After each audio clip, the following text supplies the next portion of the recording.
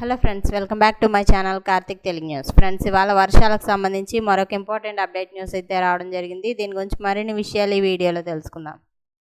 ఆంధ్రప్రదేశ్ రాష్ట్ర ప్రజలకు big alert. ఇవాళ నుంచి వర్షాలున్నాయి. ట్రోపో ఆవరణంలో గాలుల ప్రభావంతో రాష్ట్రంలోని పలు జిల్లాల్లో మరో 2 రోజులు పిడుగులతో కూడిన తేలికపాటి వర్షాలు కురిసే అవకాశం ఉందని వాతావరణ శాఖ హెచ్చరించింది.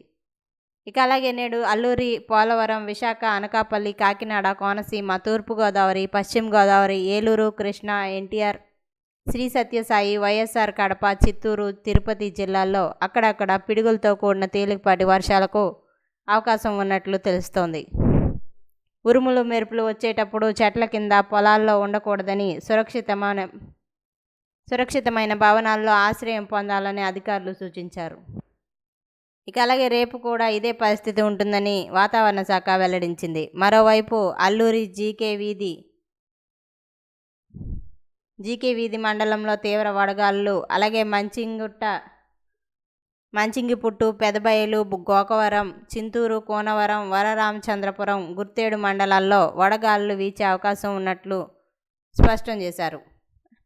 అయితే నిన్న అత్యధికంగా పోలవరం, విఆర్పురంలో 41.7 డిగ్రీల ఉష్ణోగ్రత నమోదు కాగా, అల్లూరి, గంపరైలో 21.5 మిల్లీమీటర్ల వర్షపాతం నమోదైంది.